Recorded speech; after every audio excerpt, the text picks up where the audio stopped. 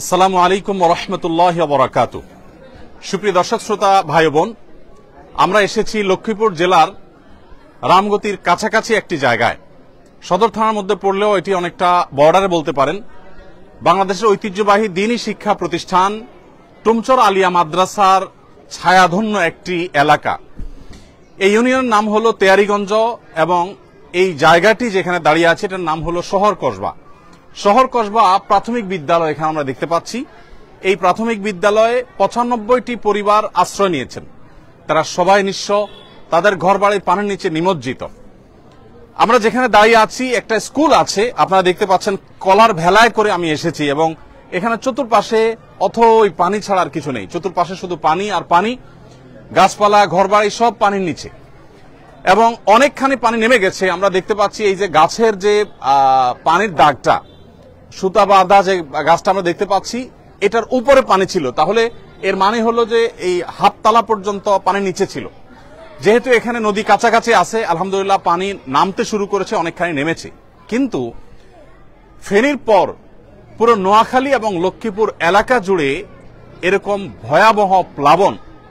একজন ষাটোর্ধ্ব বৃদ্ধ মানুষকে আমি জিজ্ঞেস করেছিলাম আজকে সকালে বেগমগঞ্জের দুর্গাপুর গ্রামে। বলেছিলাম, চাচা এরকম ভয়াবহ প্লাবন আপনি ঠিক শেষ কখন দেখেছেন? তিনি বলেছেন, বাবা আমার এই জীবনে বহু প্লাবন দেখেছি, কিন্তু এরকম ভয়াবহ প্লাবনের দৃশ্য বা চিত্র আমি ইতিপূর্বে কখনো দেখিনি। প্রিয় দর্শক, আমরা যেই রাস্তা পাড়ি দিয়ে এসেছি, চৌমুহানি থেকে লক্ষ্মীপুর সদর পর্যন্ত আসতে যে দুর্গম পথ আমরা পাড়ি দিয়েছি, মনে হয়েছে যে আমরা হয় অ্যামাজনের জঙ্গল অথবা আটলান্টিক মহাসাগর পাড়ি দিয়েছি। অর্থাৎ কোথাও অথই পানি, কোথাও এত বড় বড় গর্ত, যেই গর্তে কোনো বড় ট্রাক পড়েছে, ছোট গাড়ি পড়েছে, সেটা সেখানে আটকে গেছে। আমরা কিভাবে এসেছি, আমাদের বহনকারী ছোট একটি ট্রাকের মতো মিনি ট্রাক, সেটা কিভাবে আমাদেরকে নিয়ে এসেছে একমাত্র আল্লাহ তাআলা ভালো জানেন। আমরা ধরেই নিয়েছি যে আজকে এখানে আমরা আসতে পারবো না। তো এই ভয়াবহতা পুরো লক্ষ্মীপুর এবং পুরো নোয়াখালী জুড়ে, পুরো অঞ্চলটা যে পরিমাণ প্লাবিত হয়েছে, কবে ঠিক মানুষ স্বাভাবিক জীবনযাত্রায় ফিরে আসতে পারবে আমরা জানি না। ফেনী এবং লক্ষ্মীপুর নোয়াখালী পুরো এলাকাটা বলতে পারি আমরা পানির নিচে ডুবন্ত। এবং শুধু এই এলাকাগুলোই নয়, আমরা জানি যে চট্টগ্রামের কিছু এলাকা, খাগড়াছড়ি, ব্রাহ্মণবাড়িয়ার কিছু এলাকা, কুমিল্লা তো আছেই, তারপর সিলেট এবং সুনামগঞ্জের দিককার কিছু এলাকা সহ দেশের প্রত্যন্ত অঞ্চল প্লাবিত হয়েছে। এমনকি খুলনার কিছু জায়গা, পাইকগাছা সহ কিছু জায়গা বন্যার কবলে পড়েছে এবং মুন্সিগঞ্জ ইত্যাদি পড়েছে। যাই হোক, তো এইরকম ভয়াবহ পরিস্থিতিতে জাতীয়ভাবে প্রত্যেকটা মানুষ যদি হাতে হাত না মেলান, সবাই যদি ঐক্যবদ্ধ না হন, সবাই যদি সচেতন এবং সচেষ্ট না হন, তাহলে এই দুরবস্থা আসলে দূর করা মোটেও সম্ভবপর নয়। এজন্য আমাদের দাবি হলো, আমাদের আবদার হলো যে প্রত্যেকে যার যার জায়গা থেকে বন্যার্থ মানুষের পাশে দাঁড়াবার চেষ্টা করি। ত্রাণ নিয়ে সবাই আমরা ছুটে আসছি, কিন্তু সেটা অনেকটাই অপরিকল্পিত। রাস্তার ধারে প্রচুর মানুষকে আমরা ত্রাণ দিচ্ছি, আর ভেতরে দুর্গম এলাকাতে অনেকে ত্রাণ পাচ্ছে না। আমি এই জায়গাটা এসেছি, এই জায়গাটাতে আসতে আমাকে যতটা কষ্ট করতে হয়েছে, আমি চাইলে এই ত্রাণগুলো পথে ঘাটে বিতরণ করতে পারতাম। আমাদের একটা টিম গতকালকে শরীফপুর, বেগমগঞ্জের শরীফপুরে একটা ইউনিয়নে সন্ধ্যা থেকে নিয়ে রাত 12:30 পর্যন্ত টানা তারা বোটে অর্থাৎ নৌকাতে তারা গিয়েছেন এবং সেখান থেকে তারা রাত 3:30টায় ত্রাণ বিতরণ শেষ করে রাত 3:30টায় তারা ফিরেছেন। এরকম দুর্গম এলাকা শুধু শরীফপুর নয়, গোটা নোয়াখালী, লক্ষ্মীপুরের প্রত্যন্ত অঞ্চলে এভাবে আমরা ত্রাণ পৌঁছে দেওয়ার চেষ্টা করছি। আজকে আমি যেখানে গিয়েছি দুর্গাপুর, সেখানে আমাদের প্রায় 1 ঘন্টা থেকে 1.5 ঘন্টা আমরা নৌকায় করে চলেছি এবং সেখানে ত্রাণ বিতরণ কার্যক্রম আমরা করেছি। যাই হোক, এই যে ভয়াবহতা, এই ভয়াবহতা দূরের জন্য আমাদের প্রত্যেকের গণ ইস্তেগফার করা দরকার, আমাদের তওবা করা দরকার, আল্লাহ তাআলার কাছে ক্ষমা প্রার্থনা করা দরকার। আল্লাহ তাআলা যেন আমাদেরকে ক্ষমা করেন, আমাদের দেশের মানুষের প্রতি রহম করেন এবং নূহ আলাইহিস সালামের সময় যেরকম প্লাবন হয়েছিল, আল্লাহ রাব্বুল আলামিন তাদেরকে ইস্তেগফার নির্দেশনা দিয়েছেন, তাদেরকে আল্লাহর দিকে ধাবিত হওয়ার নির্দেশনা দিয়েছেন। আমাদের উচিত হলো সেরকম ইস্তেগফার করা, সেরকম ধাবিত হওয়া। আমরা ইনশাআল্লাহ সেই কাজটি করব সবাই। আল্লাহ তাআলা আমাদের সবাইকে সেই তৌফিক দান করুন। আসুন্নাহ ফাউন্ডেশন থেকে আপনারা জানেন, ইতিমধ্যে আমরা জানিয়েছি আপনাদেরকে যে আমরা 100 কোটি টাকার ত্রাণ বিতরণ প্রকল্প আমরা হাতে নিয়েছি। আমরা আশাবাদী আল্লাহ রাব্বুল আলামিন আমাদেরকে সেই তৌফিক দান করবেন। এর মধ্যে আমরা 2000 থেকে 2500 মেট্রিক টন শুধু খাদ্য সামগ্রী এবং ত্রাণ সংশ্লিষ্ট অন্যান্য সামগ্রী বিতরণ করার পরিকল্পনা আমরা হাতে নিয়েছি। আপনারা দেখতে পাচ্ছেন এখানে এক একটা ফ্যামিলিকে যে প্যাকেজ দেওয়া হচ্ছে, এটা 17 কেজির প্যাকেট। এর মধ্যে খেজুর শুকনা খাবার যেমন আছে, আবার রান্না করে খাবার মতো উপযোগী খাবার আছে, মোমবাতি আছে, গ্যাস লাইট আছে, এবং এর পাশাপাশি আপনারা দেখতে পাচ্ছেন আমরা বেশ কিছু শাড়ি এনেছি, 3 পিস মেয়েদের কাপড় এনেছি, এবং বেশ কিছু লুঙ্গি এনেছি।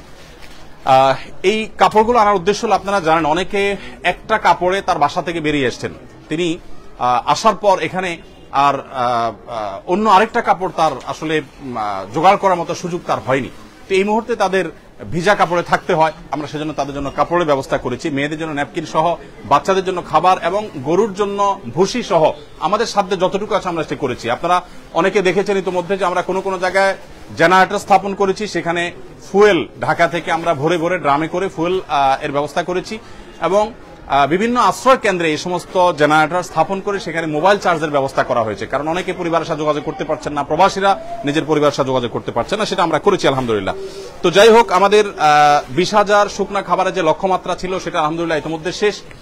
সেই সাথে 70,000, 50,000 ছিল প্রথম, এরপর 70,000 ভারী খাবার, চাল ডাল ইত্যাদি দেওয়ার কথা ছিল, সেটাকে আমরা 1 লক্ষে উন্নীত করেছি, অর্থাৎ 1 লক্ষ পরিবারকে আমরা ভারী খাবার দিচ্ছি। এবং সেই সাথে পানি শুকিয়ে যাওয়ার পর 1 লক্ষ পরিবারকে আমরা ইনশাআল্লাহ আল্লাহ চাহেন তো 25 কেজি করে চাল দেব, এটা আমাদের আরেকটি পরিকল্পনা। এবং সবশেষে ইনশাআল্লাহ পুনর্বাসন কার্যক্রমে 5,000 পরিবারকে, যারা গৃহহীন হয়েছে তাদেরকে ঘর করে দেওয়া, এবং সেই সাথে যারা কৃষক এবং ক্ষুদ্র ব্যবসায়ী তারা যে ক্ষতিগ্রস্ত হয়েছেন তাদেরকে আর্থিক সহায়তা দেওয়া, দাঁড়াবার জন্য পুঁজি দেওয়া, এবং সেই সাথে যারা মৃত্যুবরণ করেছেন বন্যায়, উপার্জনক্ষম ব্যক্তি হয়ে থাকলে, দুস্থ হয়ে থাকলে তাদের পরিবারকে স্বাবলম্বী করার উদ্যোগ আমরা নিচ্ছি। আলহামদুলিল্লাহ এখানে আমরা দেখতে পাচ্ছি যে সবাইকে তাদের মালগুলো হস্তান্তর করা হচ্ছে। আসসালামু আলাইকুম, আপনারা সবাই ভালো আছেন? আমাদের প্রিন্সিপাল মহোদয় কোথায়? প্রিন্সিপাল সাহেবকে আমি একটু অনুরোধ করবো একটু আসার জন্য। আপনারা সবাই ভালো আছেন তো? আপনাদের মধ্যে সবাই কি মুসলমান, না অন্য ধর্মের কেউ আছেন? অন্য ধর্মের কেউ নাই? অন্য ধর্মের মানুষ আমাদের সাথে থাকলে কি কোনো সমস্যা আছে? আমাদের অনেক মুসলমান মনে করে যে যারা হিন্দু, যারা বৌদ্ধ, যারা খ্রিস্টান তাদের সাথে বোধহয় আমরা গায়ে গায়ে লাগতে পারবে না, এক জায়গা থাকলে বোধহয় গুনাহ হবে। এগুলো আমাদের ভুল ধারণা, কুসংস্কার। অন্য ধর্মের যে সমস্ত মানুষগুলো আছে তাদের সাথে আমাদের একসাথে বিপদে তারাও পড়েছে, আমরাও পড়েছি, তাদেরকে আমরা হাতে হাত ধরে টেনে যদি তুলি তাতে কোনো অসুবিধা আছে? কোনো অসুবিধা নেই। যাই হোক, আমরা আপনাদের জন্য একটা ত্রাণের পাশাপাশি একটা কাগজ প্রস্তুত করেছি, এটা আপনারা সবাই পড়বেন, যারা পড়তে পারেন না তারা কাউকে দিয়ে পড়ায়া শুনবেন, ঠিক আছে তো ইনশাআল্লাহ? এখানে 1 পৃষ্ঠা লেখা আছে একজন ভালো মুসলমান হতে করণীয়। আমরা কি ভালো মুসলমান হতে চাই না? আপনারা চান ভালো মুসলমান হতে? ভালো মুসলমান হতে চান তো? ভালো মুসলমান হতে হলে কি করবেন এখানে সেটা বলা আছে। অবিচল ঈমান লাগবে, ফরজ ইবাদত পালন করতে হবে, হালাল উপার্জন থাকতে হবে, বান্দার হক মানুষের অধিকার ঠিকমতো আদায় করতে হবে, এবং আল্লাহর হক আদায় করতে হবে, মাকরুহ বর্জন করতে হবে, সুন্নাহ পালন করতে হবে, সৃষ্টির সেবা এবং জনকল্যাণমূলক কাজ করতে হবে, নফল ইবাদত করতে হবে। আর অপর পৃষ্ঠে আছে হলো বিপদে মুমিনের করণীয়, অর্থাৎ একজন ইমানদার বিপদে পড়লে তিনি কি করবেন এই কথা এই লিফলেটে লেখা আছে। তো এই লিফলেটটা আপনাদের সবাইকে একটা করে আমরা দিচ্ছি ইনশাআল্লাহ। আমাদের ভলান্টিয়ারদেরকে আমরা বলবো একটা করে লিফলেট দেওয়ার জন্য। একজন ভলান্টিয়ার এদিকে আসো, একটা করে লিফলেট সবাইকে দিয়ে দাও। বাকি লিফলেট গুলা কই? হ্যাঁ, তুমি যাও ভাই সাথে। আচ্ছা, ও দিয়ে দেখ, তুমি অন্য কাজ করো, তুমি দিতে থাকো। প্রিয় দর্শক, আমরা এখানে দেখতে পাচ্ছি যে আমার পাশে আমার শ্রদ্ধাভাজন ব্যক্তিত্ব, ওস্তাদতুল্য ব্যক্তিত্ব, লক্ষ্মীপুরের কৃতি সন্তান, লক্ষ্মীপুরের শুধু নয় গোটা বাংলাদেশের সবচেয়ে প্রাচীনতম দ্বীনি শিক্ষা প্রতিষ্ঠান আলেমগড়ার মাদ্রাসা, টুমচর মাদ্রাসা পার্শ্ববর্তী। আমি জানি এটা চরমটুয়া, আমি বলছি যে টুমচর মাদ্রাসা যে আছে সেই টুমচর মাদ্রাসার পাশে আমরা আছি, চরমটুয়া মাদ্রাসা। তো প্রিন্সিপাল সাহেব মহোদয় আসছেন, আমরা ওনার দোয়া নিব ইনশাআল্লাহ, এবং ওনার কাছ থেকে আমরা একটু কথা শুনবো। আপনি একটু আমাদের ভাইদের উদ্দেশ্যে যদি 1-2 লাইনে অন্তত কিছু বলেন যে তারা বিপদগ্রস্ত হয়েছেন, এখন তাদের এই মুহূর্তে কি নসিহতটা করা দরকার? আসলে 1-2 মিনিটে কথা বলতে গেলে এতটুকু বলতে হয় যে আমরা সবাই আল্লাহর দিকে মোতাবাজ্জি হতে হবে। রব্বুল আলামিন একটু আযাব দেয়, ইবতিলা হয়, পরীক্ষা নেয়, এটার দ্বারা উদ্দেশ্য হলো লাআল্লাহুম ইয়ারজিউন, যাতে মানুষ আল্লাহর দিকে ফিরে যায়। আমরা কোনো বন্দার দিকে যাব না, আল্লাহর দিকে যাব। আর বন্দা যদি কোনো সহযোগিতা করে তার শুকর গুজার হব। আল্লাহ আমাদেরকে সকলের একে অপরের সহযোগিতা করবার তৌফিক দান করেন। আল্লাহ বলছেন তাআওয়ানু আলাল বিররি ওয়াত তাকওয়া ওয়ালা তাআওয়ানু আলাল ইসমি ওয়াল উদওয়ান। ভালো কাজে আমরা একে অপরের সহযোগিতা করব, যতটুক পারি আমি আমার সাধ্য অনুযায়ী আলোচনা উপকার করার চেষ্টা করব। আল্লাহ আমাদেরকে তৌফিক দান করে, হযরতের হায়াতকে আল্লাহ পাক আরো দীর্ঘায়িত করে। এত কষ্ট করে আসছেন, এজন্য ওনার জন্য দোয়া করি হযরত শেখ আহমদুল্লাহকে রব্বুল আলামিন পুরা মুসলিম বিশ্বের খেদমত করবার তৌফিক দান করে। আর আমি মনে করি যে এখানে আসা আজকে শেষ আসা নয়, বিপদের সময় আসছে, সুখের সময় যেন আমাদেরকে দেখতে আসে। ধন্যবাদ প্রিয় দর্শক, আমরা হযরতের কথা শুনলাম আলহামদুলিল্লাহ।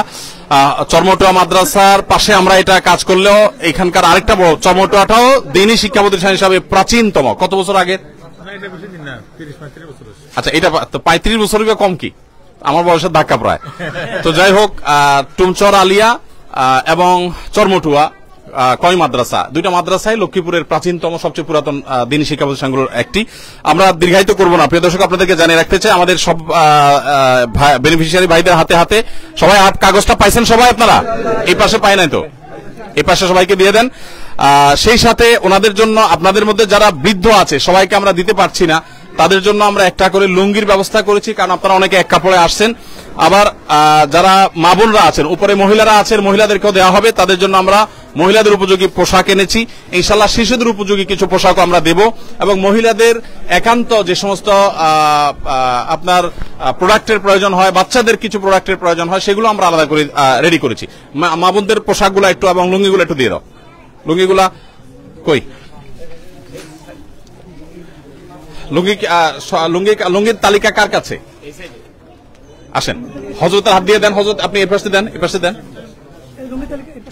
জি জি, আচ্ছা আচ্ছা, এই সাইড লুঙ্গি। আচ্ছা, ওই সাইডে কি থ্রি পিস কারা বা মেয়েদের কাপড় কারা নেবেন? মেয়েদের কাপড়টা কারা নেবেন? আচ্ছা, এগুলা দিয়ে দাও, তোমরা দিয়ে দাও, যারা যারা পাবে তাদেরকে দিয়ে দাও। আমি একটু কথা বলি। হ্যাঁ ঠিক আছে, আমি একটু কথা বলি। আলহামদুলিল্লাহ প্রিয় দর্শক, আমি যেটা বলছিলাম যে যারা ত্রাণ নিয়ে আসছেন আপনাদেরকে আমরা অনুরোধ করব, স্থানীয় যে লোকজন আছেন, এই স্থানীয় লোকজন যারা আছেন, বাচ্চাটাকে কেউ একটু দেখেন না, একটু বাচ্চাকে একটু থামানোর চেষ্টা করেন। বলছিলাম যে যারা ত্রাণ নিয়ে আসছেন ফেনী, লক্ষ্মীপুর, নোয়াখালী, কুমিল্লা বা যে কোনো এলাকাতে, আপনাদেরকে আমরা অনুরোধ করছি যে আল্লাহর ওয়াস্তে আপনারা স্থানীয়ভাবে যারা আছে এই স্থানীয় লোকজনের সাথে আপনারা যোগাযোগ করবেন, তাদের সহযোগিতা নেবেন। বাহির থেকে এসে নিজে হঠাৎ করে দিবেন, আপনি ত্রাণগুলো নষ্ট করে যাবেন, কাজে লাগবে না। এই জন্য স্থানীয় আলেম ওলামারা, সবচেয়ে বিশ্বস্ত ব্যক্তিবর্গ, তাদের সহযোগিতা নিতে পারেন, অথবা বিভিন্ন পর্যায়ের যে সমস্ত স্থানীয় ব্যক্তিরা আছে সৎ, তাদের সহযোগিতা আপনি নিতে পারেন। বিভিন্ন জায়গা থেকে আমাদের কাছে একটা আবদার আসছে, একটা আবেদন আসছে, সেটা হলো যে এগুলো মেয়েদের জন্য পোশাক না? হ্যাঁ, মেয়েদের জন্য, মেয়েদের পক্ষ থেকে তাদের পুরুষ মাহরাম যারা আছেন তারা এখানে পোশাক নেবেন। আলহামদুলিল্লাহ ভালো মানের পোশাক, একেবারে নতুন, মেয়েদের জন্য এগুলো দেওয়া হচ্ছে এবং ছেলেদের জন্য লুঙ্গি দেওয়া হচ্ছে। আমি যেটা বলছিলাম যে বিভিন্ন জায়গা থেকে আমরা একটু নীরবে থাকি, আওয়াজ না করি। আমরা যেটা বলছিলাম যে অনেক জায়গা থেকে আমাদেরকে বলা হচ্ছে অমুক এলাকাতে দুর্গম জায়গা, সেখানে ত্রাণ পৌঁছে নেয়, আপনারা চলে যান। সারাদিন সারা রাত যতক্ষণ জেগে থাকি ততক্ষণ মোবাইলে এই তথ্যগুলোকে আমাদের টিমের কাছে আমরা ফরওয়ার্ড করে থাকি, অনবরত তাদের কাছে আমরা এগুলো দিতে থাকি এবং তারা সেগুলোকে যথাস্থানে তারা পৌঁছে দেওয়ার চেষ্টা করে। ইতোমধ্যে গতকাল থেকে সৌদি আরব থেকে একটা এসএমএস আসছে আমার কাছে এবং বলা হলো যে ফেনীর শহরে একটা হিন্দু পরিবার, তারা অত্যন্ত কষ্টের মধ্যে আছে। ফেনী শহরের এখনো কিছু কিছু জায়গা বিদ্যুৎ নাই, পানি নাই, সেখানে ভয়াবহ অবস্থা বিরাজ করছে। আলহামদুলিল্লাহ আজকেই আমাদের টিমের সদস্যদেরকে বলেছি সবার আগে খুব গুরুত্বের সাথে তাদের বাসায়গুলো পৌঁছে দাও এবং তাদের প্রাইভেসি যাতে কোনোভাবে নষ্ট না হয়, সেভাবে শুধু দরজা খোলার পর দরজার সামনে রেখে চলে আসবা। তো আলহামদুলিল্লাহ আমরা আমাদের সাধ্য অনুযায়ী চেষ্টা করছি, কিন্তু এখানে কিছু ভুল হচ্ছে। সেটি হলো অনেকে আছেন যারা দূর থেকে না জেনে তারা এই তথ্যগুলো দিচ্ছেন, ইনফরমেশন দিচ্ছেন, আসলে তথ্যগুলো সঠিক নয়। যেমন দেখা গেল যে যাকে সাহায্য করতে বলছেন তিনি আসলে ইতিমধ্যে পেয়েছেন সাহায্য, অথবা তিনি সেই জায়গায় নাই, হয়তো কখনো দরকার হয়েছে এবং সেটা সলভ হয়ে গেছে, কিন্তু সোশ্যাল মিডিয়াতে পেয়ে আমরা সেটাকে গণহারে প্রচার করে বেড়াচ্ছি। এতে আমাদের যে ভলান্টিয়াররা আছে যারা কাজ করছে তাদের সময় নষ্ট হয়, তাদের এফিসিয়েন্সি নষ্ট হয়। এই বিষয়টা আমরা একটু বিশেষভাবে খেয়াল রাখবো। আরেকটা জিনিস আমরা মনে রাখি যে আসুন্নাহ ফাউন্ডেশন সারা দেশের প্রত্যেকটা বন্যা কবলিত এলাকায় পৌঁছে যাওয়ার চেষ্টা করছে। আপনারা আমাদেরকে তথ্য দিয়ে সাহায্য করছেন, আমরা সেজন্য আপনাদের শুকরিয়া জানাই, কিন্তু আমরা আমাদের জায়গা থেকে কোনো ত্রুটি করছি না। আপনাদেরকে আমি আশ্বস্ত করতে চাই, ফেনী, লক্ষ্মীপুর, নোয়াখালী, কুমিল্লাতে শুধু নয়, আমাদের মাল আগামীকালকে ইনশাআল্লাহ খুলনার পাইকগাছায় পৌঁছে যাবে। গতকালকে 3টা লরি মাল আমাদের আমাদের 3টা লরি মাল সেনাবাহিনীর মাধ্যমে আমরা পাঠিয়েছি। তার একটা গেছে সিলেটে, একটা গেছে কুমিল্লাতে, আরেকটা গেছে চট্টগ্রামে। অর্থাৎ বন্যা কবলিত প্রত্যেকটা এলাকাতে আমরা চেষ্টা করেছি আমাদের সাধ্য অনুযায়ী ত্রাণ সামগ্রী দেওয়ার। আর এর বাইরে আমাদের সাধ্যের বাইরে যেগুলো আছে সেগুলোতে সেনাবাহিনীর সহযোগিতা আমরা নিচ্ছি। অর্থাৎ যেখানে আমরা রিমোট এরিয়া যেতে পারছি না, সেনাবাহিনীর কাছে আমরা গতকালকে আমি 3 ট্রাক মালামাল, 3টা কাভার্ড ভ্যান ভর্তি মালামাল হস্তান্তর করেছি। তার আগে 2 ট্রাক মালামাল আমি মহিপাল সেনা ক্যাম্পে হস্তান্তর করেছি। প্রতিনিয়ত যাচ্ছে। আমাদের কাজের পরিমাণটা যদি আমি আপনাদেরকে বলার চেষ্টা করি, আমাদের কাজ হলো প্রায় গত পরশুদিন আমাদের 16টা কাভার্ড ভ্যান এবং ট্রাক ভর্তি মালামাল বোঝাই হয়েছে। সারাদিন কাজ করার পর শত শত মানুষ ঢাকায় কাজ করছে বন্যার্ত মানুষের জন্য। এবং গতকালকে 16টি হয়েছে, আজকেও ঠিক একইভাবে 13 থেকে 16টি ট্রাক কাভার্ড ভ্যান ইনশাআল্লাহ ফিল আপ হবে এবং এগুলো দুর্গত এলাকাগুলোতে চলে যাবে। যাই হোক, তো আমরা আমাদের সাধ্য অনুযায়ী চেষ্টা করে যাচ্ছি এবং বন্যা পরবর্তী পুনর্বাসনটাকে আমরা খুবই অর্গানাইজ ওয়েতে খুব ভালোভাবে করার চেষ্টা করব। আল্লাহ আমাদেরকে তৌফিক দান করুন। লিফলেট দিয়েছো সবাইকে? আচ্ছা, পোশাক কি সবাই হয়েছে? মানে যাদের লিস্টেড তাদেরকে শুধু দিলে হবে, লিস্টেড সবাই পাইছে কিনা? যাদের প্রয়োজন লিস্ট করা হয়েছে যে তারা পেয়েছে? মাশাআল্লাহ মাশাআল্লাহ, জাযাকুমুল্লাহ খায়ের, পাবেন।